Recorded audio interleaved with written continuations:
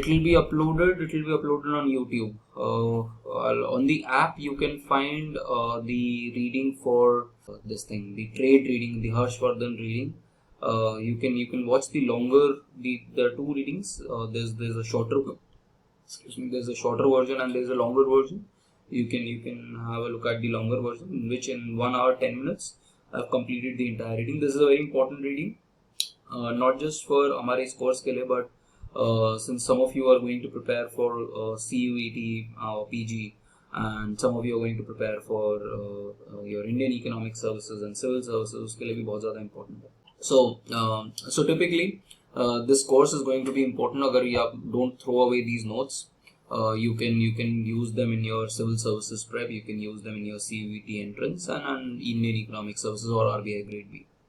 Now you can leave trade policy. Trade से एक ही question expected है, not more than that. So if you leave trade, and even if you leave, see, one reading I've not covered is Indian economy, agriculture का जो second reading है. I think that reading puts me to death. तो इसीलिए वो मैंने mark करके भेजा हुआ है, बट वो मुझे रीड करते हुए मुझे कोमा में डाल देती है वो पर्टिकुलर रीडिंग. पता नहीं क्यों डाली हुई है उन्होंने कोर्स के अंदर. I have no idea why that particular reading is in the course. So therefore I have removed that particular, इसलिए मैंने वो क्लास में भी नहीं लिया हुआ है उसको. I'll talk about different kinds of questions, and I'll also discuss that how to write answers. So I'm proud of the fact that some of my students have done really well in the past. In fact, if we have those students here, some of them have also scored 10 in Indian economy, which is something which is unheard of.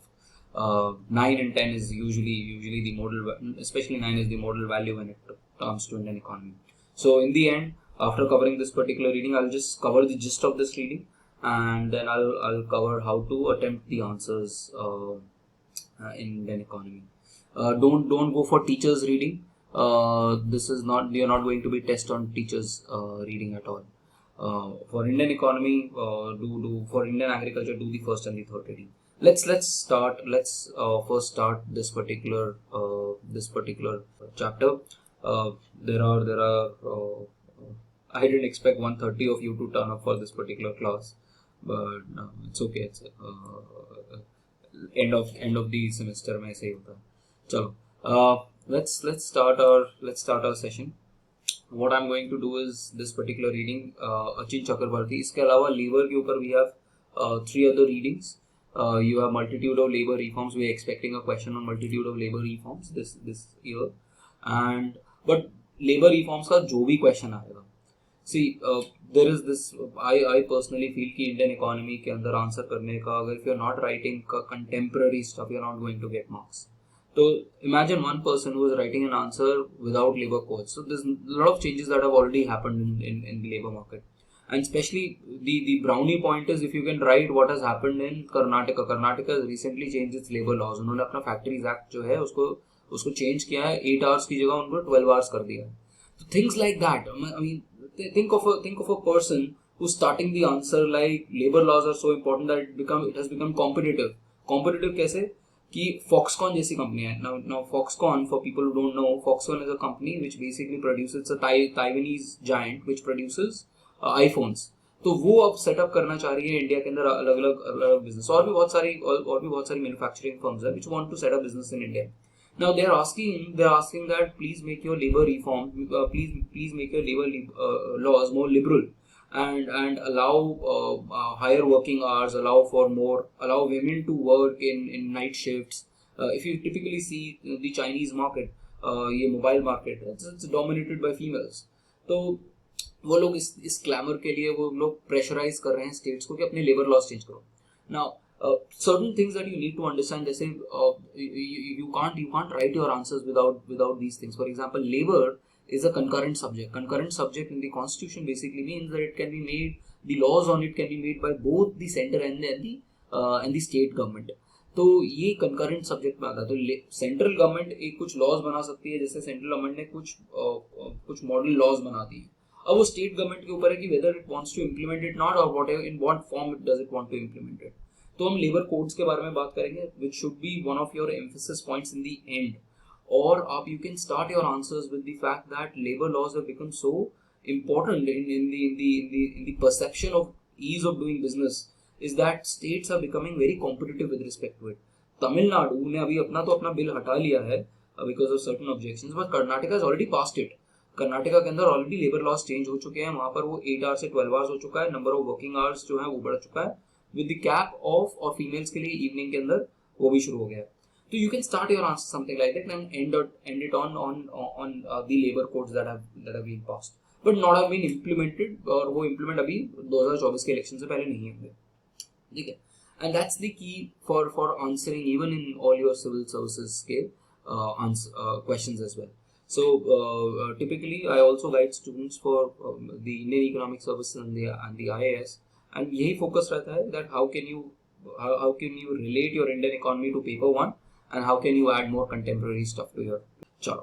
So let's on this note let's start with this particular reading. What is the gist of this reading? Now labour market के अंदर हमने जो बाकी सारी readings करी है, एक हमने मल्टीट्यूड ऑफ लेबर रिफॉर्म्स के, जिसके अंदर you have these pros and cons और in the sense arguments and counter arguments कि अच्छा लेबर रिफॉर्म्स करने चाहिए, अगर लेबर रिफॉर्म्स करो is the labour market actually very rigid. जैसे फॉर एग्जांपल एक बोला जाता है लेबर मार्केट के बारे में कि इंडिया के अंदर easy hire and fire policy नहीं है, एंड बिकॉज इंडिया के अंदर easy hire and fire policy नहीं है इसीलिए people are not investing in India. But देखो इंडिया का अगर आप सिस्टम देखो, इंडिया का अगर हम इंडिया का एम्प्लॉयमेंट का सिस्टम देखेंगे तो हमारे यहाँ 90% के अराउंड जो हमारे वर्कफोर्स है वो इनफॉर्मल एंड अनऑर्गेनाइज सेक्टर के अंदर है. अब इनफॉर्मल एंड अनऑर्गेनाइज सेक्टर के अंदर 90% ऑफ वर्कफोर्स आपका अगर वहीं पे है तो वहां तो कोई लेबर लॉस होते ही नहीं है.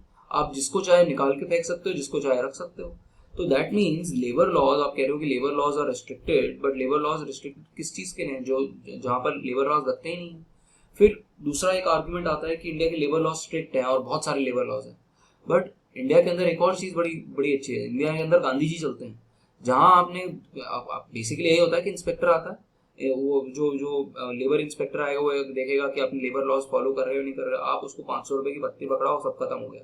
तो इंडिया के अंदर Gandhi ji acts as a very fluid, basically acts as a grease to all the corruption. जितना आप गांधी जी चलाओगे उतना आपका काम सॉल्व होता रहेगा, एंड दैट्स द फैक्ट. और वो उसके अंदर दे रखा है, India has the toughest of laws but no enforcement at all, because you can easily bribe your way out of it. तो वो जो आर्ग्यूमेंट्स हैं वो बहुत इंपॉर्टेंट है, and in any answer of labour market you have to incorporate those things. और उसमें 2-3 provisions of factories act, Indian industrial dispute act 1947, ये आपको आइडिया होना चाहिए उस पर्टिकुलर रीडिंग से. So that should form one of the basis of your answers. Then एक new liberal market reforms के ऊपर वो रीडिंग है, उसके अंदर से भी आप you can quote stuff from there as well. How about this particular reading? Let's come to this particular reading. Why is it called as futility thesis?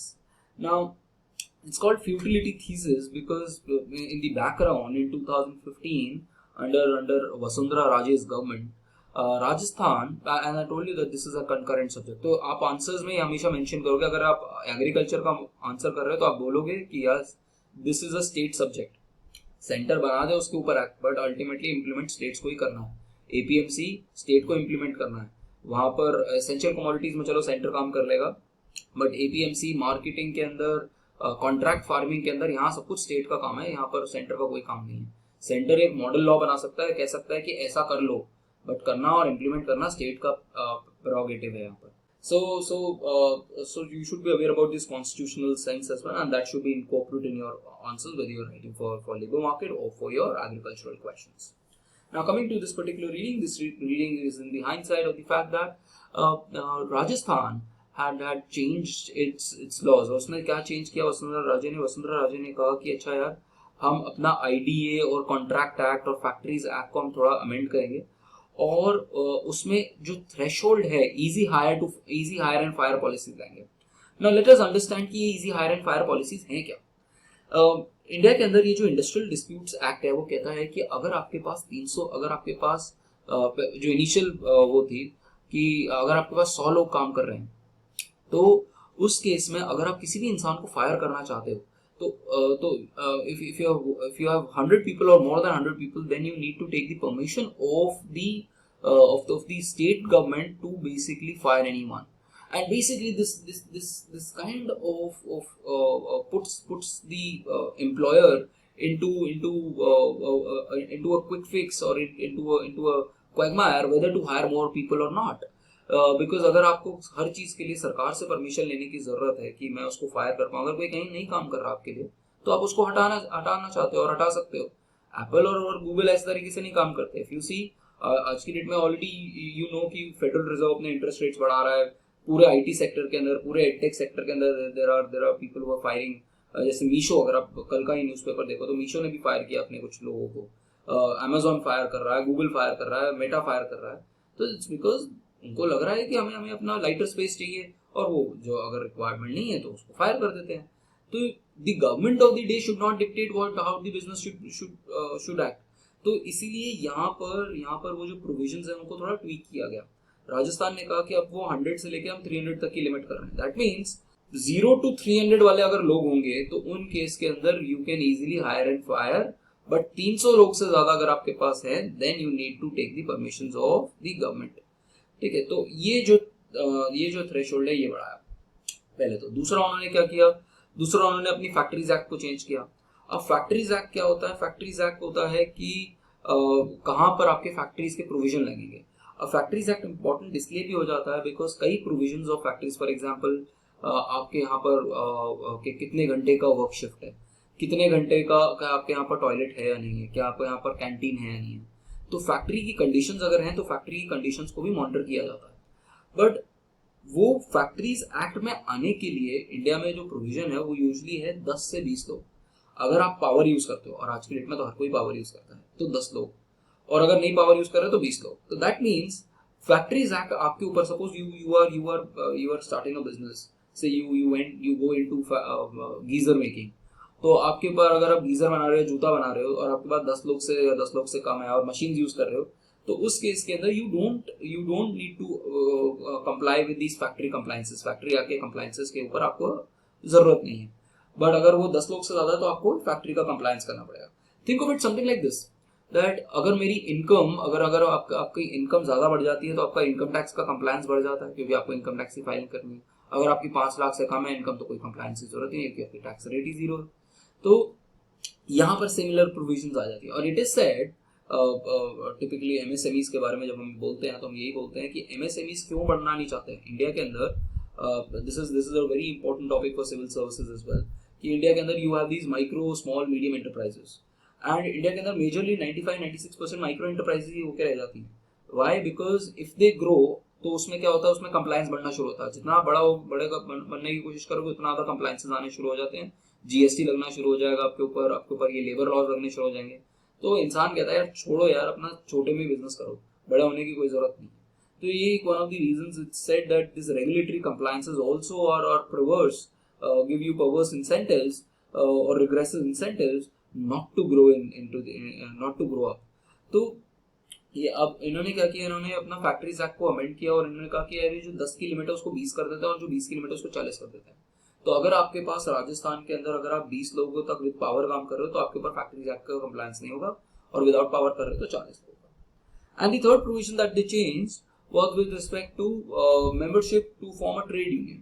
Some of you, these were IR codes. Yes, यही codes change भी होना. अभी वो code जो है यहाँ पर if you see, मैंने एंड में वो कोड्स डाले हैं. तो I'll just quickly go through these codes. आपको ये 4 कोड्स के नाम जरूर पता होने चाहिए. ठीक है, कुछ ना याद हो बट ये 4 कोड्स के आपको नाम जरूर पता होने चाहिए. ठीक है, और इसमें थोड़ा सा मैक्रो इकोनॉमिक्स का भी यूज है, बट वो मैक्रो इकोनॉमिक्स का यूज जो है वो क्या है वो समझना बड़ा मुश्किल है. ठीक है, मुझे लगता है कि पता नहीं 2 अलग लोगों ने लिखा है, कोई अलग एक ट्रांस में चल रहा था जिसमें उसने मैक्रो इकोनॉमिक्स का वो कंसेप्ट लिखा, फिर उसके बाद एकदम से भूल गया कि मैं आगे बात क्या कर रहा था. तो इस वीडियो में बड़ी प्रॉब्लम है. मुझे लगता है पता नहीं कोई हाई ऑन स्पिरिट्स था शायद से जो लिख रहा था. तो उसने कुछ पोर्शन तो लिखा है कि अच्छा यार मैं मैक्रो लिखता हुआ चलता हूँ, उसके बाद वो बेचारा वो कंफ्यूज हो गया, उसके बाद वो इंडियन इकोनॉमी में आ गया. तो वो सेंस जो है वो एटलीस्ट मैं तो 2 सालों से समझ नहीं पाया कि वो सेंस कैसे बना रहा है. एक जो चीज समझ में आई उस पर्टिकुलर रीडिंग से वो ये थे कि वो इज ट्राइंग टू एक्सप्लेन कि इनवॉलंटरी अनएम्प्लॉयमेंट जो है वो फिर भी रहता है, वेज सेटिंग जो होती है ऊपर होती है, वो हम मैक्रो इकोनॉमिक्स से समझ सकते हैं. But how is he relating it to our labour economy is beyond my understanding. ठीक है, अगर आपको समझ में आया तो मुझे बता देना कि भाई क्या समझा. और ये मैंने टीचर्स के ऊपर भी रेज किया था मीटिंग के अंदर कि ये कहना क्या चाह रहा है भाई, मुझे समझा तो दो कि कहना क्या चाह रहा है उससे. एटलीस्ट मुझे तो समझ नहीं आया था वो चीज़ कि what was he trying to say. Kashish, the PDF has already been shared on the group. It's on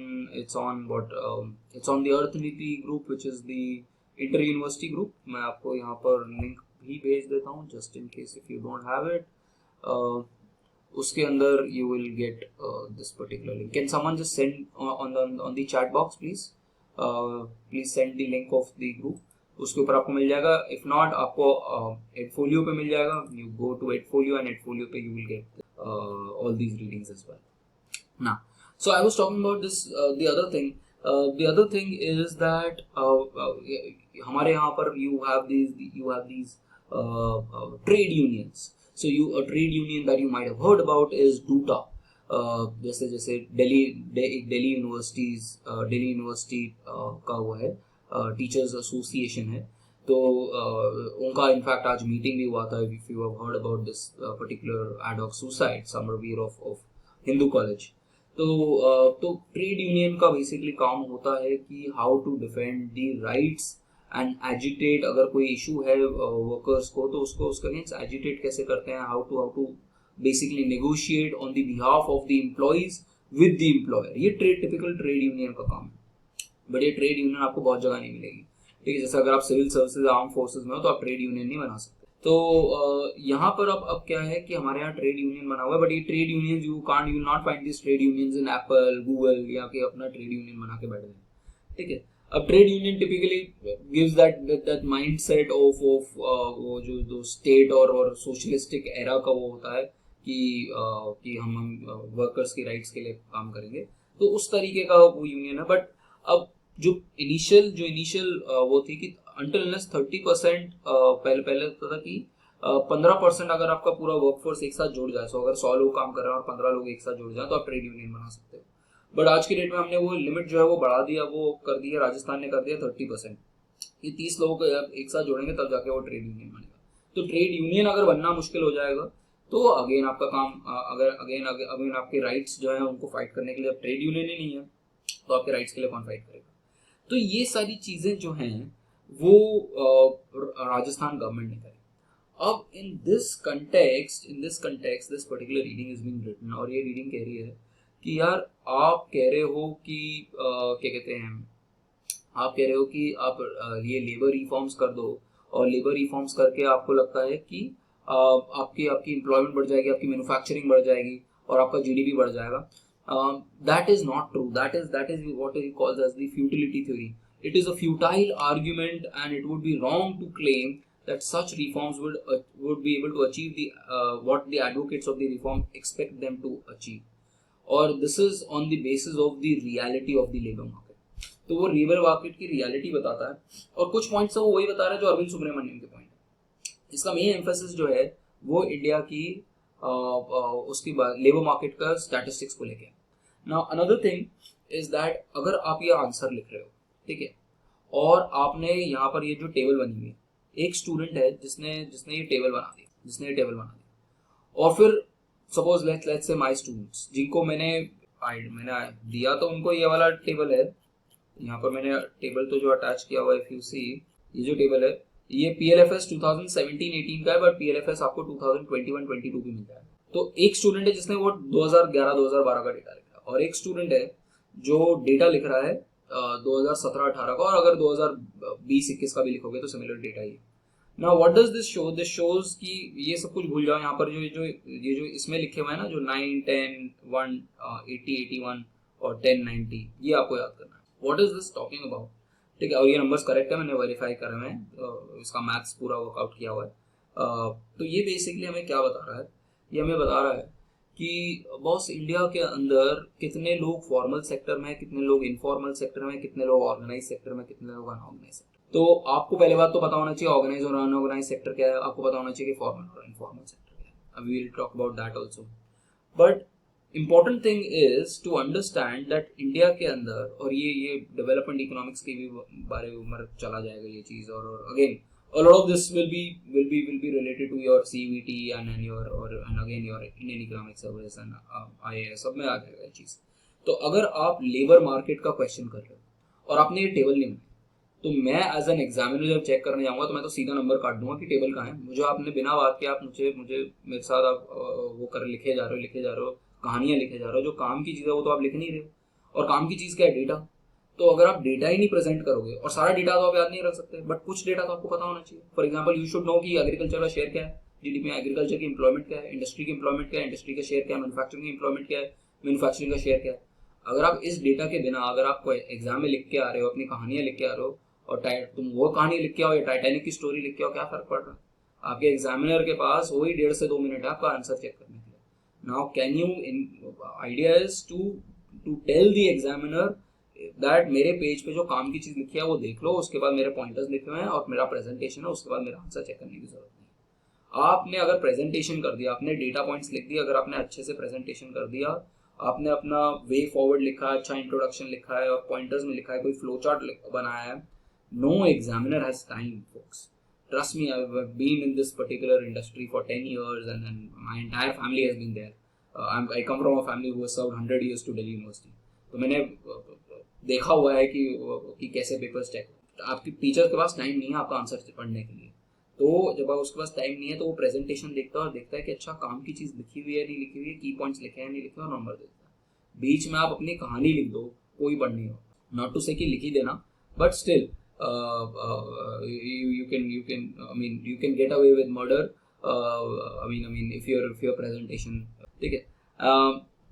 and that's why I promise all my students कि जो लोग इंडियन इकोनॉमी मुझसे पढ़ते हैं और आगे जाके IAS या IES लिखेंगे, उनका इंडियन इकोनॉमी वाले पेपर के अंदर तो 150 नंबर 100% मेरी रिस्पॉन्सिबिलिटी है, नॉट फॉर पेपर वन आपकी responsibility. Now let's talk about this unorganised sector. अब अनऑर्गेनाइज सेक्टर क्या है? अनऑर्गेनाइज सेक्टर आपको पता होना चाहिए कि जहां पर 10 या 10 लोग से कम काम करते हैं उसको हम अनऑर्गेनाइज सेक्टर बोलते हैं। जैसे all of your colleges are organise sector क्योंकि वो 10 लोग या 10 लोग से ज्यादा काम करते हैं, बट अगर आप कॉलेज के बाहर वो फोटोकॉपी की मशीन देखते हो तो वो अनऑर्गेनाइज सेक्टर है क्योंकि 3-4 लोग काम कर रहे हैं, ठीक है। तो ऑर्गेनाइज और अनऑर्गेनाइज का डिफरेंस बेसिकली ये है कि कितने लोग काम कर रहे हैं। 10 लोग से कम काम कर रहे हैं तो अनऑर्गेनाइज सेक्टर, 10 लोग से ज्यादा काम कर रहे हैं तो ऑर्गेनाइज सेक्टर। अब फॉर्मल और इनफॉर्मल के बारे में हम जब बात करते हैं तो हम आ जाते हैं सोशल सिक्योरिटी पे, सोशल बेनिफिट्स पे।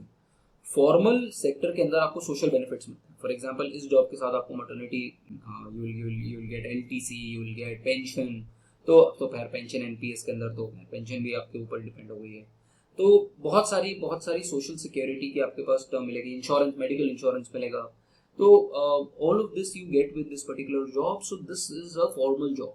But let's take an example of a farmer अगर बीमार पड़ गया तो, या उबर ड्राइवर या ओला ड्राइवर अगर बीमार पड़ गया तो उसकी तो दिहाड़ी चली गई। तो वो इनफॉर्मल सेक्टर में आता है, जो गिग इकोनॉमी हो गया या सेल्फ एम्प्लॉयड हो गया, तो ये सारे इनफॉर्मल सेक्टर में आते हैं। तो कई बार कॉम्बिनेशन भी बन सकता है, and this is the interesting part which is being talked about this particular reading, that's why I am focusing on this. तो you can take down this particular table, you have अगर मैं आपको numbers के term में बताऊं तो India में total 1.4 crore 143 crore लोग अभी आज की डेट में हमारी पॉपुलेशन है। मिड ऑफ हमने ऑलरेडी इवन ने कह दिया कि हमारी पॉपुलेशन चाइना से ज़्यादा बढ़ जाएगी मिड ऑफ 2023। तो रफली से 1.4 बिलियन लोग हैं, ठीक है। 1.4 बिलियन लोगों का मतलब हो गया 140 करोड़ लोग। अब 140 करोड़ लोग के अंदर जो हमारी वर्किंग एज पॉपुलेशन है, जिसको हम बोलते हैं demographic dividend, which is basically 15 to 59 की एज में अराउंड 1.1 बिलियन लोग हैं। बट इंटरेस्टिंग बात यह है कि इस 1.1 बिलियन में से कितने लोग एक्चुअली में या तो काम ढूंढ रहे हैं या काम कर रहे हैं। जो काम ढूंढ रहे हैं उसको हम बोलते हैं लेबर फोर्स पार्टिसिपेशन रेट, ठीक है। जो लोग काम ढूंढ रहे हैं या काम कर रहे हैं, दोनों को अगर ऐड कर लोगे तो आपका जो टर्म आता है उसको बोलते हैं लेबर फोर्स पार्टिसिपेशन रेट। ये आपने ऑलरेडी किसी न किसी एक रीडिंग में पढ़ लिया होगा, ठीक है, या फिर मेरे वीडियोस में। Just a second, folks, please. Yes, folks. Sorry. Now, so हमारे पास जो हमारी लेबर फोर्स पार्टिसिपेशन रेट है वो बहुत ही ज़्यादा कम है, और स्पेशली फीमेल का जो लेबर फोर्स पार्टिसिपेशन रेट है वो तो 25% के अराउंड है, इनफैक्ट सऊदी अरेबिया की जितना है। दैट मीन्स 100 में से इंडिया में 25 female in the working age group काम करना चाहती हैं या काम कर रही हैं, तो बाकी 75 तो काम ही नहीं कर रहे। तो हमारा डेमोग्राफिक डिविडेंड तो आता तो यही हम अपने पेट्रियार्की में खो देते हैं, ठीक है। सो इंडिया के अंदर इस 1.1 बिलियन 110 करोड़ लोगों में से एक्चुअली में जो लोग काम करना चाह रहे हैं और काम कर रहे हैं वो 550 लोग, 55 करोड़ लोग हैं, जिस 550 मिलियन। ना उनमें से कितने काम कर रहे हैं? उनमें से काम कर रहे हैं 47 करोड़ 470 मिलियन लोग काम कर रहे हैं। और यही ये नंबर है कि 470 मिलियन लोग जो है इंडिया का वर्क फोर्स है, जो लोग काम कर रहे हैं, ठीक है। और उसके बाद मेरे नंबर सबको डिवाइड करके मैंने डाला हुआ है। Now what you need to write, let me just draw the small table for you. So what you can do is you can draw this table of आप यहाँ पर now you can write formal, informal, organized, unorganized. तो यहाँ पर if you can just draw this kind of a table then that will be helpful for you। और ये अपने exam में इसी तरीके से आप टेबल बना दो, उसमें आप लिख दो यहाँ पर फॉर्मल और ऑर्गेनाइज्ड 9% है, ठीक है। दैट मीन्स फॉर्मल और ऑर्गेनाइज का मतलब क्या हुआ कि यहाँ पर 10 लोग से ज्यादा काम कर रहे हैं। और organise sector, for example your college, all your permanent teachers are in the age group, your civil servants, all your Google, Amazon, Facebook, ये सबके जो मेन एम्प्लॉयज हैं वो सारे यहीं पे आ जाते हैं। योर टाटा सब कुछ, रिलायंस सब कुछ यहाँ पर है। तो formal and organise. Then you have formal and unorganise, that is 1%। Basically आप कह रहे हो कि आपके पास सोशल सिक्योरिटी नॉर्म्स हैं, बट आप अनऑर्गेनाइज सेक्टर में, छोटी छोटी फर्म्स होती हैं, 2-4 लोगों की फर्म्स हो गई जो अनऑर्गेनाइज्ड हैं, और बट उनके यहाँ सोशल सिक्योरिटी है, ठीक है। Then you have formal and informal and unorganised. This is an interesting category, और यही इंडिया का एक मेजर वो कंसर्न है जो इस रीडिंग का मेन वो भी है, एम्फेसिस भी देता है कि ऑर्गेनाइज सेक्टर जहां पर 10 लोग से ज्यादा काम कर रहे हैं, बट यहाँ पर इनफॉर्मल वहां पर कोई लेबर लॉस फॉलो नहीं हो रही। द बेस्ट एग्जांपल है, अगर आपने अपने कॉलेजेस में देखा हो तो जो सिक्योरिटी गार्ड है, जो आपका स्वीपर है, ये लोग डेली दिहाड़ी के ऊपर है। They are working in your college which is an organised sector, but they do not have that security of tenure, they do not have that those pension welfare funds, they do not have those maternity leaves। तो ये जो employ benefit होते हैं, ये सारे benefits इनको नहीं मिलते हैं, एंड दैट इज वाई ये जो है इसको हम टिपिकली कहते हैं कॉन्ट्रैक्चुअलाइजेशन, ठीक है, कॉन्ट्रैक्चुअलाइजेशन ऑफ जॉब्स। तो इंडिया में ये जो कॉन्ट्रैक्चुअलाइजेशन है ये बहुत बढ़ना शुरू हो गया है, even in the organise sector. तो हमने क्या किया है, हमने क्या लोगों को अनऑर्गेनाइज्ड इनफॉर्मल से यहाँ पर शिफ्ट किया लॉट ऑफ पीपल। तो पहले लोग अनऑर्गेनाइज इनफॉर्मल में काम करते थे, अब लोग ऑर्गेनाइज इनफॉर्मल में काम कर रहे हैं।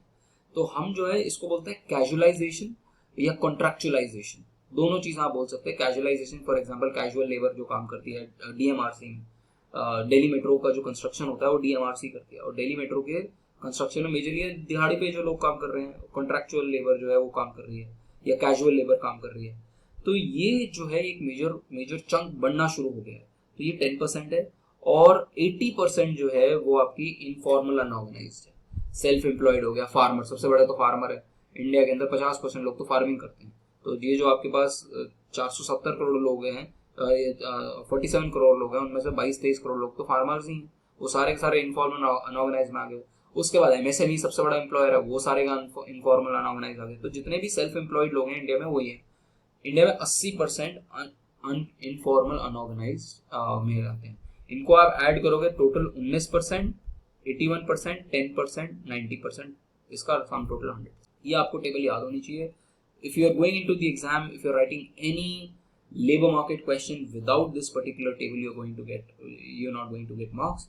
and the best way to write this is कि आप बड़ा लिखो कि मैं रीडिंग के ऊपर नहीं लिख रहा, मैं पीरियोडिक लेबर फोर्स सर्वे, अब इसका नाम भी चेंज कर सकते हो, इसको लिख दो 2021-2022 कर देना। अगर आपके पास डेटा मिल जाए, मेरे पास वैसे पड़ा हुआ है, लास्ट मोमेंट पे आपको करने की जरूरत नहीं, बट कौन देख रहा है कि 2021-2022 का है, लिख दो 2021। तो आप दो पीरियोडिक लेबर फोर्स सर्वे लिखो कि मैंने लेटेस्ट डेटा से उठाया इस चीज को, मैंने पुराना डेटा नहीं कोट किया, और फिर उसके बेसिस के ऊपर अब आप इस रीडिंग के अंदर आर्ग्यू कर सकते हो। ये रीडिंग आर्ग्यू कर रही है दैट इंडिया के अंदर there is this casualisation of labour force, there is this contractualisation of labour force, and in this particular area where we are talking about, इस पर्टिकुलर एरिया में लेबर लॉस फॉलो ही नहीं होते।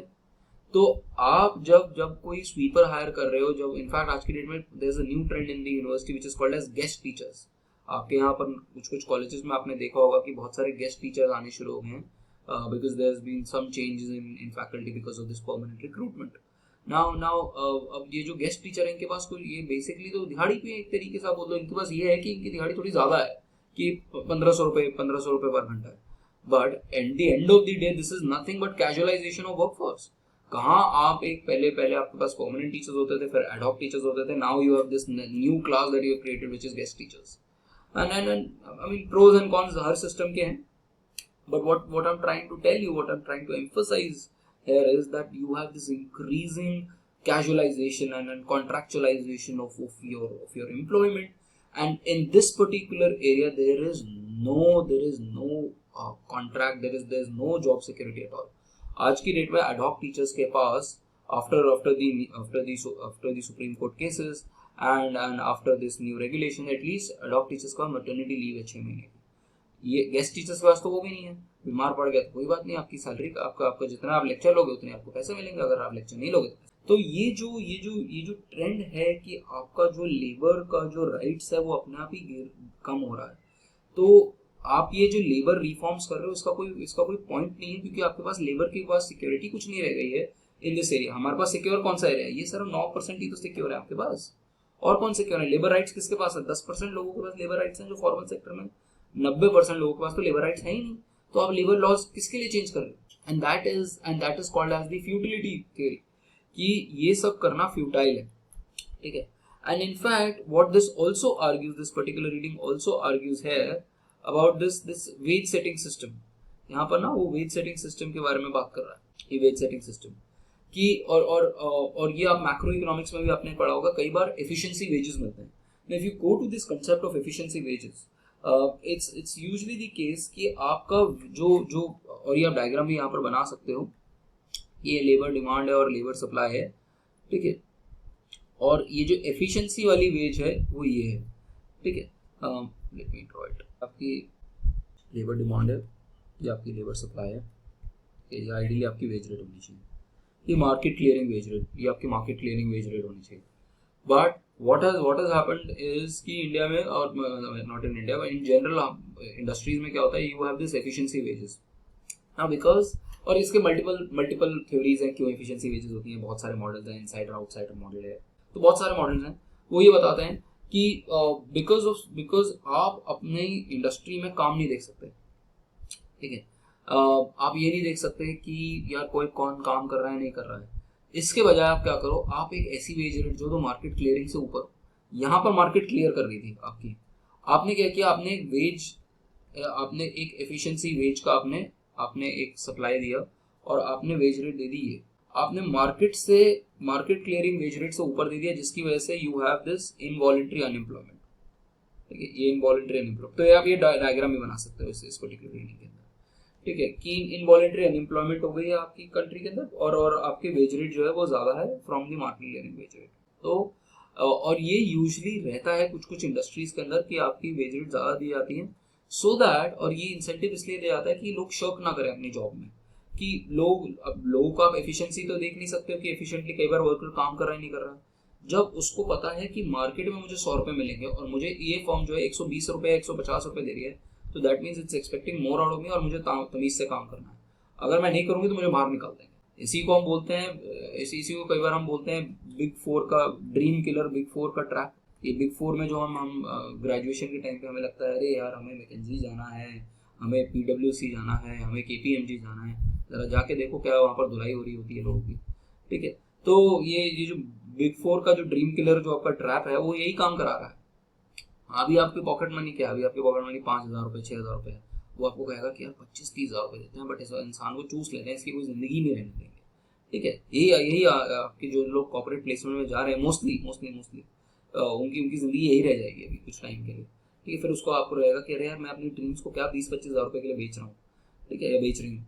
तो ये जो वेज सेटिंग है, ये जो वेज सेटिंग वाली जो चीज़ है वो यही है कि मार्केट के अंदर इनवॉलंटरी अनएम्प्लॉयमेंट कई बार इसलिए भी होता है because the wages are set higher than the market clearing wage, because what the employers want is the people because of a higher wage rate should be able to work harder and वो ज़्यादा काम करें, so that they have this fear कि अगर market में मैं unemployed, अगर इस कंपनी ने मुझे बाहर निकाल दिया तो मुझे वेज रेट नहीं मिलने वाली है.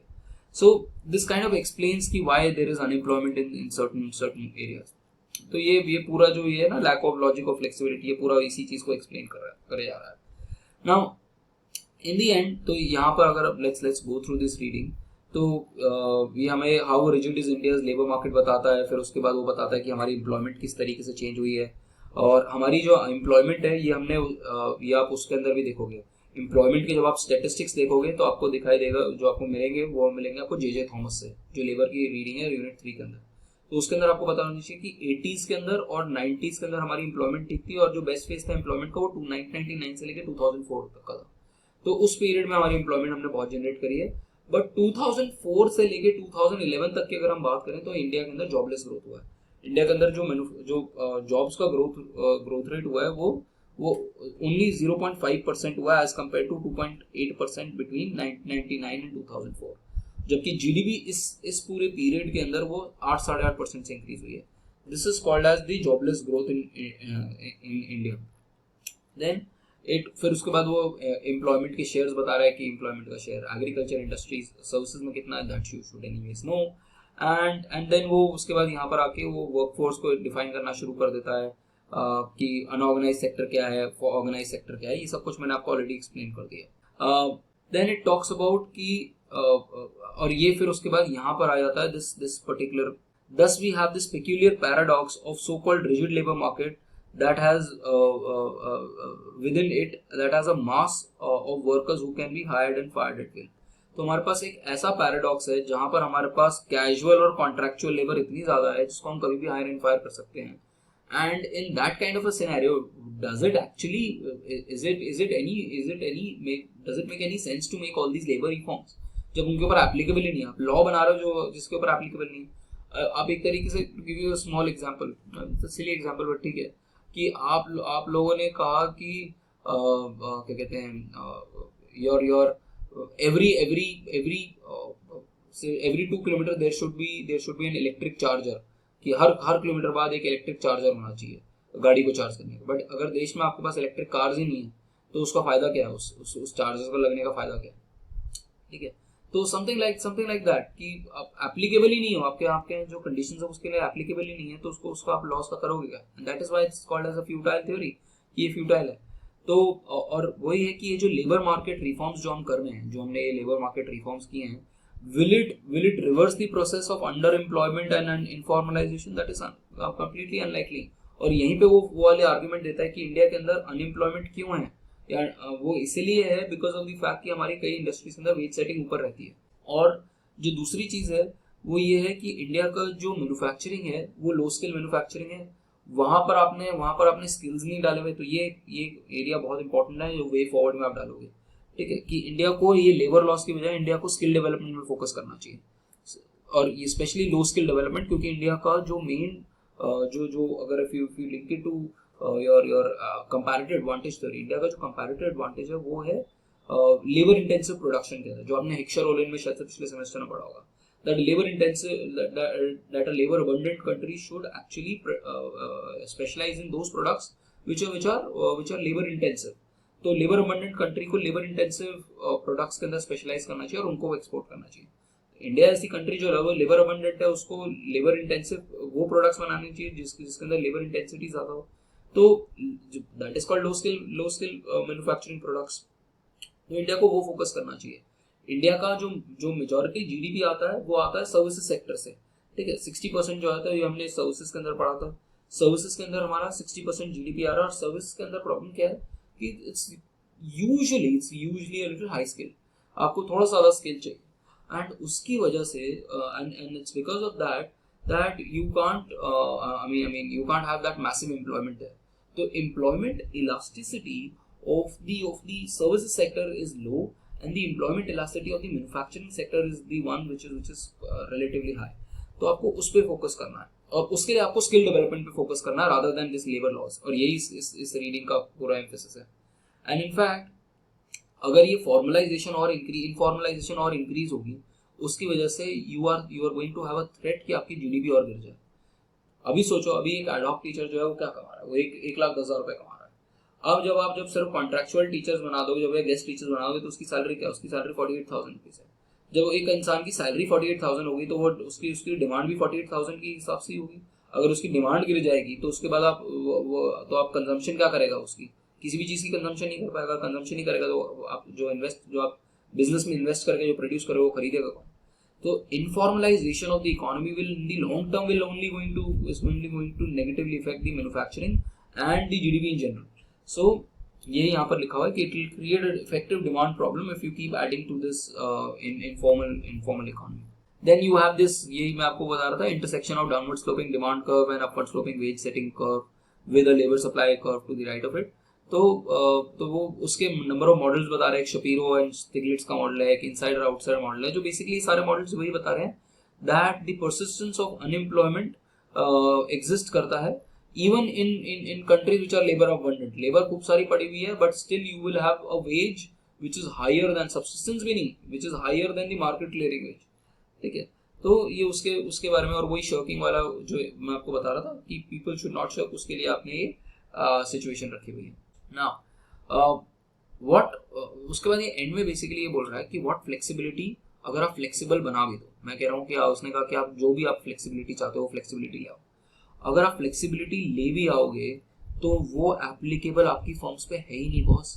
इंडिया के अंदर suppose let's say garment factory, 92% of the garment factory में 8 लोग से कम काम करते हैं। अब 8 लोग जो है वो ना फॉर्मल सेक्टर में आ रहा है ना ऑर्गेनाइज सेक्टर में आ रहा है, तो इनके ऊपर जो लॉज लग ही नहीं रहे हैं, तो ये तो गारमेंट सेक्टर को तो कोई फायदा ही नहीं होने वाला इन पर्टिकुलर लॉस, इस पर्टिकुलर आईडीए के जो भी आप चेंजेस कर दोगे। ठीक है, सो देयरफॉर ये जो है this is not going to solve what you need to focus. तो ये जो है ये वे फॉरवर्ड है, and if you are writing an answer without a way forward, आपके को नंबर नहीं मिलेगा।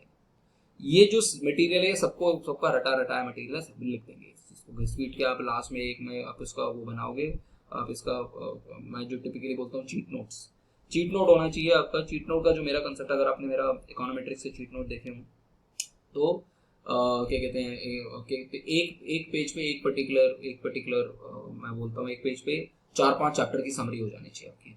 जैसे मेरे सारे टेस्ट 4-5 पेज में। इनफैक्ट जो लोग सिविल्स करोगे, there is this book called bible called Laxmikanth, जो हमारी किताब है 1000 पेज की। Now I have converted them into 20 sides, 20 pages में 25 साइड्स। ठीक है, तो आप जब तक उसको कंसाइज फॉर्म में उसको उस तरीके से नहीं लिखोगे तब तक आप नहीं समझ पाओगे उस चीज़ को, क्योंकि आपको रिविजन करने होंगे उस चीज़ों के। तो सिमिलरली यहाँ पर भी आपके पास एसेंशियली कल का दिन आपको जो फोकस करना चाहिए उसको होना चाहिए अपने रीडिंग्स को समराइज करके, एक पेज के अंदर आपने उसको समराइज कर दिया। की पॉइंट्स, डेटा पॉइंट आप क्या लिखोगे, क्या आर्ग्यूमेंट्स आपके, वो सब उस तरीके से आपने एक फॉर्मेट बना दिया। और फिर उसको आप अच्छे से अवश्य 4 बार पढ़ लो, 5 बार पढ़ लो, और फिर वहां पर जिस तरीके से क्वेश्चन है उसको आंसर करो। we'll talk about that answering of those questions अभी इसके बाद। So what you should focus on, और ये ट्रेडिशनल है, आपके पास मैन्युफैक्चरिंग के ऊपर क्वेश्चन आ जाए, आपके पास लेबर के ऊपर क्वेश्चन आ जाए, और आपके बच्चे भी जब होंगे ना तब भी इंडिया की सेम ही प्रॉब्लम रहेगी। ठीक है, अंटिल अनलेस ये अमृत काल के अंदर आपको कुछ नया उखाड़ लें। ये पिछले 10 साल से 15 साल से तो मैं ही इकोनॉमिक्स पढ़ रहा हूँ, 15 साल से ये प्रॉब्लम सॉल्व नहीं हुई, तो मुझे नहीं लग रहा ना, वैसे तो आई एम ऑप्टिमिस्टिक, बट लगता नहीं कि हमारा देश ज़्यादा इसके ऊपर ज़्यादा कुछ काम कर रहा है। तो ये जो प्रॉब्लम्स है, क्रेडिट की प्रॉब्लम, पिछले 15 साल से मैं क्रेडिट की प्रॉब्लम में इसकी सुने जा रहा हूँ और वो सुनता आ रहा हूँ। चाहे आपकी स्कीम चेंज हो रही है, मुद्रा करके स्कीम ले आओ, कोई और स्कीम ले आओ, स्टैंड अप इंडिया ले आओ, तो क्रेडिट की प्रॉब्लम चल रही है। Infrastructure is something that we have change, you have to give it to Nitin Gadkari कि इंफ्रास्ट्रक्चर तो इंडिया का बहुत बढ़िया कर दिया इस आदमी ने। इराटिक पावर सप्लाई, ये भी बहुत चेंज कर दिया इंडिया ने।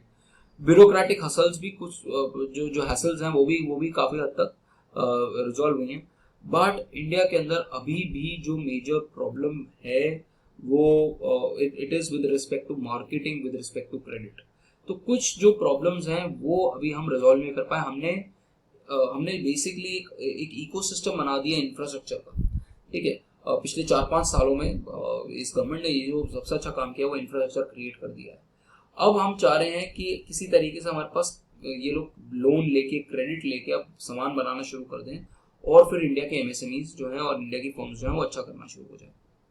तो ये जो इश्यूज हैं वो हमें सॉल्व करना है, और उससे भी सबसे ज्यादा जो बड़ा इशू है इंडिया का जो आप लिख सकते हो वो है एजुकेशन का। इसको कोई सॉल्व नहीं करना चाह रहा। एजुकेशन पे अभी तक मैंने कोई काम नहीं देखा कि एजुकेशन पे कोई काम करने की कोशिश कर रहा हो, स्पेशली स्किल एजुकेशन के ऊपर काम करने की कोशिश कर रहा हो।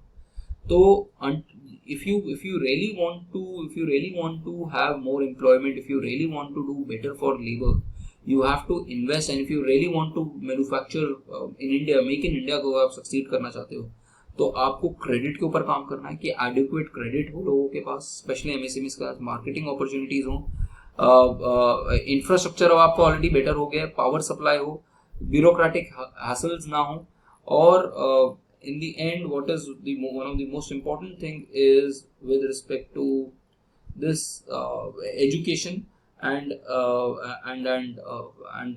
labor market, कि there should be this connect between the industry and the academia, कि अच्छा क्या needs हैं और उस नीड को आप फुलफिल कर पा रहे हो कि नहीं कर पा रहे हो। For example, I'm sure that most of you are not even eligible to do any kind of data analytics job, ठीक है? क्यों? क्योंकि हम सिखाते ही नहीं। हमने कितना सिखाया, मुझे पता है ना, मैंने कितना सिखाया आर और कितना सिखाया मैंने डेटा एनालिटिक्स, वो कोई बिल्कुल रूडिमेंट्री लेवल के ऊपर है। तो until unless we एटलीस्ट अब तो कुछ आने लग गया। हमारे टाइम पे तो ये भी एक्सपोजर नहीं होता था, but now if you see your junior, उनके पास ज़्यादा अच्छे कोर्सेज, फर्स्ट ईयर के पास ज़्यादा अच्छे कोर्सेज आने शुरू हो गए, that they can do Python, they can do other courses। तो अब हम स्किल डेवलपमेंट के ऊपर फोकस करना शुरू कर दिया है। But this is what you want to do, that you need to have this cooperation which needs to work with the industry, national skill development cooperation, और education के ऊपर, which is again a subject which is with the states। तो education के ऊपर आपको काम करना है, और education I think is in the concurrent, तो उसके ऊपर आपको काम करना है। और ये जो लेबर मार्केट के जो इश्यूज हैं, rather than focusing on these petty issues of just tweaking the labor market, if you solve these major issues, then you will going to achieve a much better result than what you are trying to do। तो वही and में यही सारी चीज़ें लिखी हुई हैं, investor friendliness and अगर आपको देना है तो सिक्योरिटी ऑफ जॉब दे सकते हो, ये सारी चीज़ें आप कर सकते हो। Now in the end, when you are writing the answer, you can write that, Shalini, you can write this EMC. In the end, what you are also supposed to write is that the government is also changing these labor laws को उन्होंने codes में convert कर दिया। Now some of you might not know this difference between a code and a law। जब एक ही चीज के ऊपर बहुत सारे लॉज होते हैं तो हम उसको एक साथ बांध के उसको कोड बना देते हैं, ठीक है, कि ये कोड है। तो अब हमारे पास जो थे हमारे देश में अराउंड 48 लेबर लॉज चलते थे सेंटर के, और कई स्टेट्स में 150 लेबर लॉज चल रहे हैं। तो हमने जो सेंटर के पास जो 50 के अराउंड, 40-50 के अराउंड जो लेबर लॉज थे, उनको उन्होंने 4 कोड्स में कर दिया। एक पहला कोड है कोड ऑन वेजेस, ठीक है, कि वेजेस कैसे मिलेंगी, फ्लोर रेट क्या होगा, मैक्सिमम रेट क्या होगा, कितना आपको एनरोलमेंट मिलेगा, कितना आपको बेनिफिट्स मिल सकते हैं, वो पूरा कोड ऑन वेजेस है, both for organise and unorganise sector के बारे में ये पूरे बात कर। सर आपको नाम पता होना चाहिए, ठीक है। दूसरा कोड ऑन इंडस्ट्रियल रिलेशंस। तो code on industrial relation basically बताता है कि अगर कोई डिस्प्यूट, जो आईडीआर हमारा अगर कोई डिस्प्यूट हो रहा है बिटवीन एम्प्लॉयर एंड एम्प्लॉय, तो वो जो सारे जो इश्यूज थे वो सारे के सारे अब इंडस्ट्रियल रिलेशंस के ऊपर आ जाएंगे। और यहाँ पर वो जो मिनिमम थ्रेशोल्ड है, minimum number of workers employed for establishment to have standing orders is raised to 300 people. तो वो जो हायर एंड फायर वाली जो चीज़ है वो यहाँ पर इनकॉर्पोरेट हो गई है, ठीक है। एंड फिक्स टर्म एम्प्लॉयमेंट के ऊपर क्या कहते हैं वो बात कर रहा है, परमानेंट एम्प्लॉयज के बारे में बात कर रहा है। तो ये जितने भी वर्कर एंड एम्प्लॉयर रिलेशन है वो सब कुछ इस पर्टिकुलर कोड के अंदर जाते हैं। Then code on social security. Social security का मतलब होता है कि आपके जो पेंशन हो गया, ठीक है, आपकी जो ग्रेचुटी हो गई, आपकी जो क्या कहते हैं कोई मैटरनिटी लीव हो गया या पैटर्निटी लीव्स हो गए, so all of this and construction worker को, गिग इकोनॉमी वर्कर्स को, इन सबको किस तरीके से आपके पास सोशल सिक्योरिटी नॉर्म्स होने चाहिए, वो सब कुछ code on social security handle करता है। And then code on occupational safety, health and working conditions. ये बेसिकली है कि आपकी सेफ्टी कैसी होनी चाहिए, क्या कहते हैं, क्या क्या कंडीशंस होनी चाहिए, आपकी हेल्थ कैसा होना चाहिए, वर्किंग कंडीशंस कितनी होनी चाहिए, लाइट दिस कंडीशन की सनलाइट होनी चाहिए, टॉयलेट्स होने चाहिए, क्रच होना चाहिए, ये सारी जो है, और किस तरीके का आपका फ्लोर होना चाहिए, वो सारी कंडीशंस जो है वो यहाँ पर सेट हो जाती है। तो ये 4 कोड्स आपको याद होनी चाहिए, और यू कैन ड्रॉ कि government of India has already made these 4 codes, I have not yet notified it then, और अभी भी नेगोशिएशन चल रहा है, बट ऑलरेडी जितने भी हमारे लेबर लॉज हैं उनको अब हम सिंप्लीफाई करके कोड्स में कन्वर्ट कर रहे हैं, ठीक है। तो you can add this particular thing, we are already making these reforms, just in case if you have time you can go through that and you can go through this conclusion as well for your understanding. So this is about this particular reading. Now let's talk about your course first. आपके एक बार course के बारे में एक बार discussion कर लेते हैं. I'll tell you which reading that you cannot expect to leave and कौन सी रीडिंग आपको 100% आपको करनी चाहिए. देखो ये दो रीडिंग्स जो हैं, ये दो रीडिंग्स तो मुझे बहुत इंपॉर्टेंट लगती हैं. इनमें से एक क्वेश्चन यूजुअली वो पूछना था, लास्ट ईयर भी क्वेश्चन पूछा था, इसके ऊपर मेरे वीडियोस बने हुए हैं ऑलरेडी, और दोनों आपस में रिलेटेड भी हैं, ठीक है. तो दोनों की वीडियोस आप अगर देखोगे, बड़े स्टोरी फॉर्मेट में मैंने वीडियोस बनाया हुआ है, बड़ा अच्छा बच्चे से आपको मिल जाएगा उसका वो नोट्स. तो इसीलिए I don't think that you should miss out on these, और इसमें बड़ा अच्छा नंबर मिल सकता है. और इसमें अगर when you are writing this, तो you should also write current updates. अगर आपको रीसेंट जीडीपी फिगर्स पता है तो रीसेंट जीडीपी फिगर्स भी लिख सकते हो आप उसके अंदर, ठीक है. For example if you are writing this inward वाली reading, now I would expect as a teacher कि आपने इसमें हर्षवर्धन के बारे में भी थोड़ा सा 2-4 लाइन लिख दो कि यार हमारा जो पीक रेट था वो 150% से हम 2007-2008 में 10% तक ले आए. अब वो हमारा इंडिया गवर्नमेंट के टाइम पे वो 10-12% से जो 13% था वो 17-18% हो गया. But what you should also right is that 2022 के एंड से और अब तक हमने बहुत सारे नेगोशिएशन करा है. इंडिया ने ऑस्ट्रेलिया के साथ FTA साइन करा है. इंडिया ने अभी UAE के साथ 1 मई चल रहा है ना, 1 मई से CECA आ गया है. तो हमने पिछले कुछ टाइम में अपने आप को ओपन अप करना भी शुरू किया है. We are reconsidering these FTAs as well. We are negotiating on multiple fronts. तो अब India is also opening up with respect to these trades. These codes were also covered in neoliberal reforms, but detail में आपको यहाँ पर मिल जाएंगे, तो you can see them there as well. Then तो but make sure कि labour का अंदर आप क्वेश्चन लिख रहे हो तो कोड्स के बिना मत लिख देना, और वो डेटा के बिना मत लिख देना. दोनों अगर आपने गलती कर दी तो बहुत बहुत बुरा फंसोगे, ठीक है. और अगर आप जे थॉमस वाली रीडिंग भी लिख रहे हो तो आपको ये पता होना चाहिए कि एम्प्लॉयमेंट का शेयर कितनी तेजी से बढ़ रहा है. एग्रीकल्चर का शेयर कितना है एम्प्लॉयमेंट में, इंडस्ट्री का शेयर कितना है, और उसमें मैन्युफैक्चरिंग का शेयर कितना है, और सर्विस का शेयर कितना है एम्प्लॉयमेंट में. सिमिलरली उनके जीडीपी के शेयर्स पता होने चाहिए. These are some data points that an economic student cannot live without if you are writing an answer in Indian economy, ठीक है. We look for data, ठीक है. और अगर आपने रिलेशन अगर उसको किसी और पेपर के साथ करते हो तो बहुत ही बढ़िया. सो ऑल इन ऑल जब आप ये अरविंद सुब्रमण्यन की ये वाली रीडिंग के बारे में बात करोगे तो आप रीसेंट अपडेट भी दे दो. और बेस्ट चीज इज एक लाइन FTP 2023 अभी लास्ट मंथ आई है, उसका टारगेट लिख दो कि अच्छा हम FTP लेके आए हुए हैं, उसके कुछ 2-3 चीजें ये हैं. सिर्फ समरी पढ़ लो. कहीं पे भी आप जब टाइप करोगे ना, और इसके आगे जो भी चीज आपको पढ़नी है उसके आगे UPSC लिख दो. पूरी दुनिया बैठी है आपको आंसर समझाने के लिए. नेक्स्ट IAS मिल जाएगा आपको, विजन IAS मिल जाएगा आपको, क्लियर IAS मिल जाएगा, सारे IAS मिल जाएंगे, ठीक है. वो सारे आपको दृष्टि IAS मिल जाएगा. सारे के सारे आपको ये डेटा कुछ बना के दे देंगे पूरी दुनिया. इसीलिए मैं कहता हूँ कि आज की डेट में कोचिंग लेने की आपको जरूरत ही नहीं है. पूरी दुनिया आपके लिए फ्री में काम करने के लिए बैठी हुई है. नाउ लेटेस्ट क्लास में चंद्र प्रभा, तुम तो हमारी क्लास में हो, पूरा का पूरा तुम्हारे पास डेटा होना चाहिए. क्लास में किसी से लो लेटेस्ट शेयर ऑफ एम्प्लॉयमेंट और GDP. देन तो ये आपके पास ये FTP का थोड़ा सा आप डेटा उसके अंदर ऐड ऑन कर सकते हो. This is a very important reading. मुझे नहीं लगता कि इस बार आपका पेपर बनेगा और इसके अंदर राकेश मोहन का आर्टिकल लेंगे. और इसका मैंने आई थिंक वैष्णवी मेरी क्लास में, अगर वैष्णवी यहाँ पर है तो मैं आपको फिर से भेज दूंगा. वैष्णवी है, नहीं वैष्णवी से वैष्णवी एक बार वो फिर से भेज देना अपना वो जो तुमने वो डायग्राम बनाया था. I'll just send it on the group, and again that basically summarizes how to look at the entire financial structure of India. तो आपको पास वो मनी मार्केट के ऊपर और फाइनेंशियल मार्केट के ऊपर क्या क्या हुआ, उसकी आपके पास एक समरी होनी चाहिए। 2 पेजेस के अंदर आपने वो समरी बनानी चाहिए कि क्या क्या चल रहा है हमारी मार्केट्स के अंदर। देन इसमें ये वाली रीडिंग इतनी इंपॉर्टेंट नहीं है, but this reading again I am expecting कि क्वेश्चन आएगा। और जो लेबर मार्केट के ऊपर क्वेश्चन आएगा वो तो वो जो रीडिंग है, तीनों रीडिंग मिला के क्वेश्चन यूजली बनता है। ठीक है, तो आप लेबर मार्केट जब आप कर रहे हो, this becomes the most important reading. ये आपको मेन स्टफ देगा।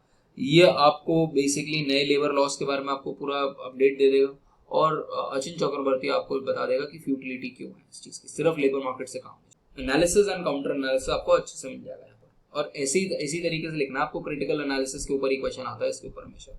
ये जो क्वेश्चन लेबर मार्केट का आएगा वो यूजली क्रिटिकल एनालिसिस का ही आता है। और इंग्लिश के वर्ड समझने की कोशिश कर लो। क्रिटिकल एनालिसिस का मतलब ये नहीं होता जो मुझे पता है मुझे मैं लिख दूँ पेपर में, how, why, explain, elucidate, critical analysis इन सबके कुछ ये सारे शब्द इंटर रिप्लेसेबल नहीं है।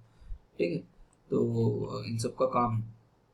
4th रीडिंग हाँ छोड़ दो, अगर छोड़नी है। वैसे तो मेरी वीडियो वैसे पड़ी हुई है छोटी सी, अगर पढ़ना चाहते हो तो पढ़ सकते हो, वैसे तो छोड़ भी सकते हो। इसके अंदर जो मैंने आपको ऑलरेडी बताया कि मुझे इस रीडिंग को पढ़ने में मौत आ जाती है, तो इसलिए मैंने ये रीडिंग कम्प्लीटली छुड़वा दी है। ठीक है, but you can not do away with these 2 readings. और टिपिकली जो क्वेश्चन आता है वो हमेशा वही आता है, पिछले साल भी वही क्वेश्चन आता है रिफॉर्म्स के ऊपर, एपीएमसीज के रिफॉर्म के ऊपर, प्रोडक्टिविटी कैसे बढ़ानी चाहिए, वो चीज़ें, इनकम, और उसके अंदर वो जो हाउ टू मेक इनकम्स मोर। तो ये जो रीडिंग बात करती है इक्विटी और एफिशिएंसी की, उसके ऊपर बात होती है। तो ये वाली एक रीडिंग है। और दूसरी रीडिंग आपकी ये वाली है which talks about growth, inclusiveness, sustainability, environment sustainability के ऊपर। इंक्लूसिवनेस कैसे आपकी इंक्लूसिव नहीं है एग्रीकल्चर के अंदर, लैंड होल्डिंग इंक्लूसिव नहीं है, आउटपुट इंक्लूसिव नहीं है, विमेन के जो वो है होल्डिंग है वो इंक्लूसिव नहीं है, और ग्रोथ कहाँ कहाँ प्रॉब्लमेटिक है।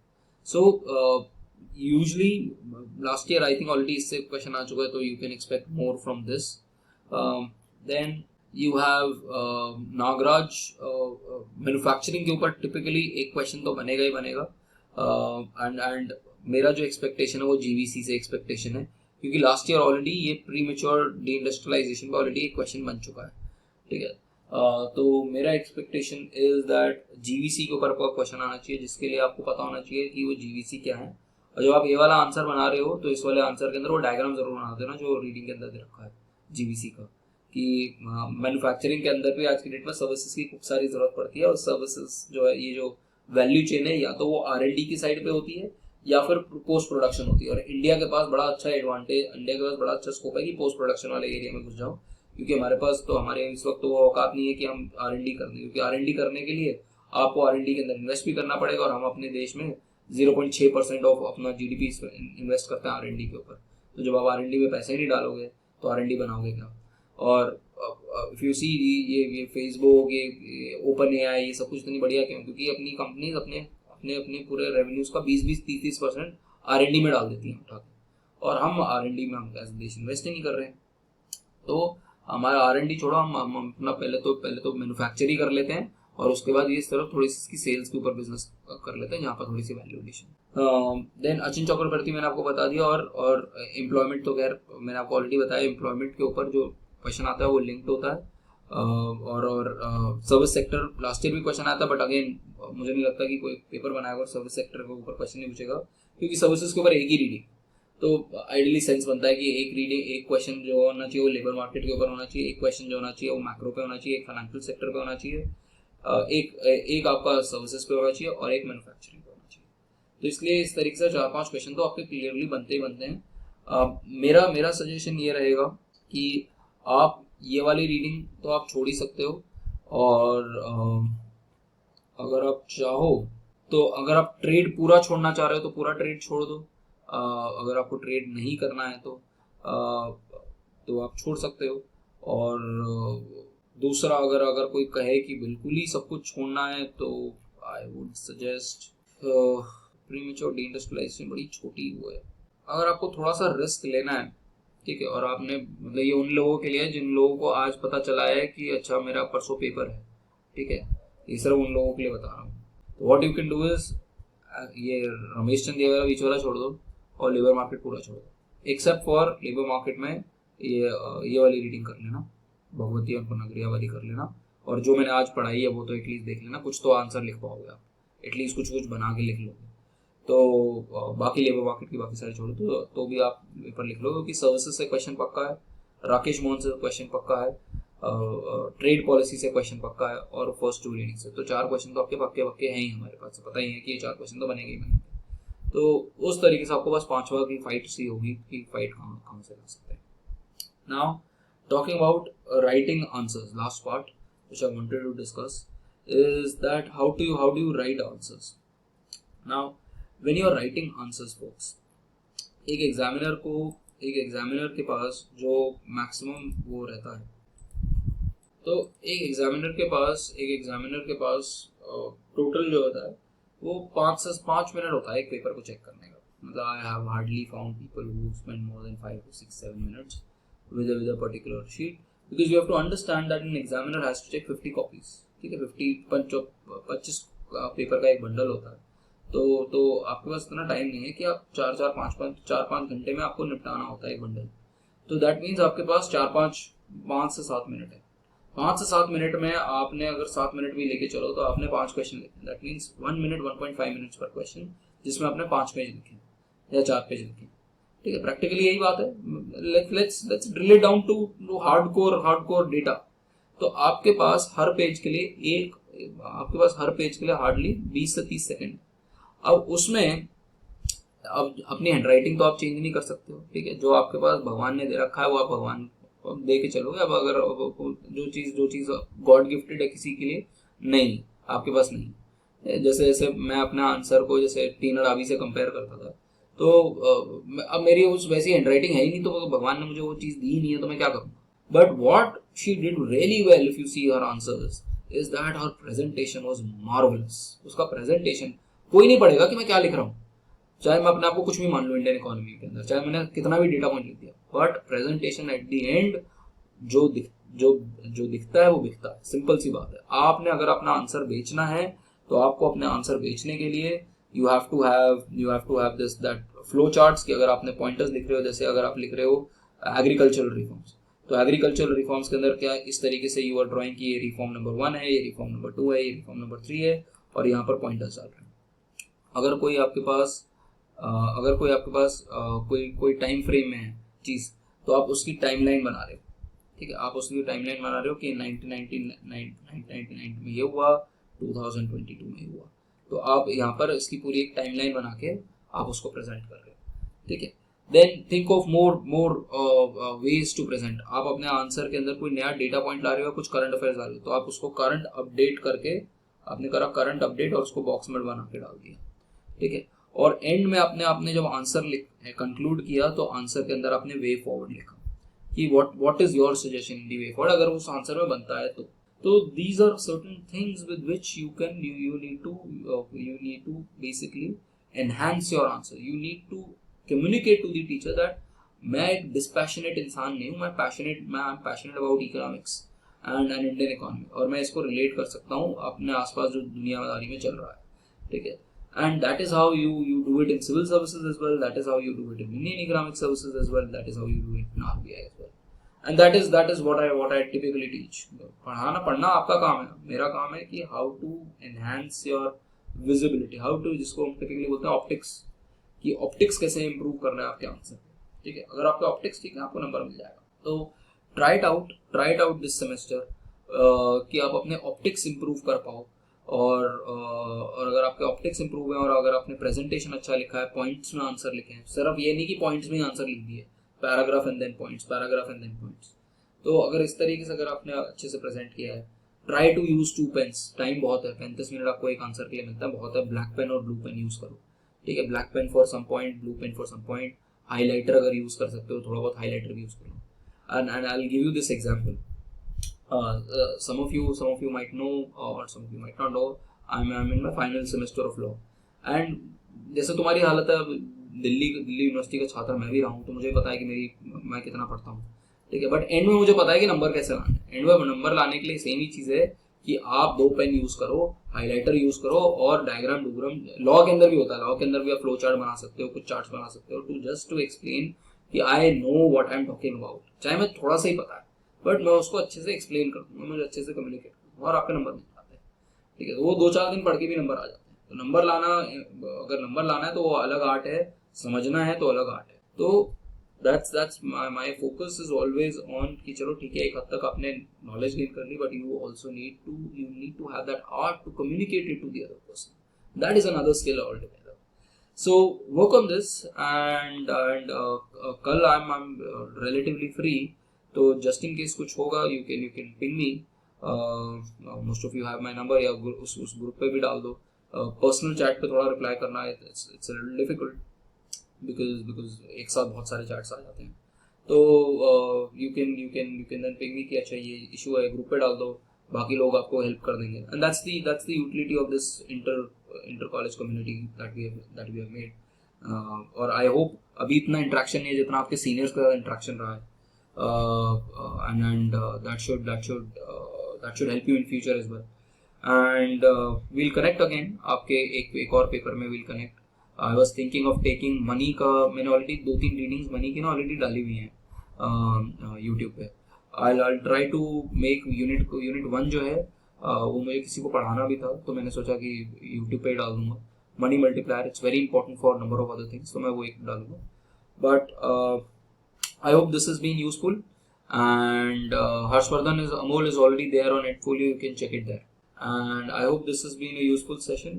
All the best. If you have anything else, put it on the group and stay connected, and all the best. I will try to cover whatever I can given my time constraints. 20 तारीख से मेरे paper भी हैं, ठीक है, 28 to 30 मेरा 6th semester law चल रहा है। Okay folks, see you then, bye bye, and all the best to you.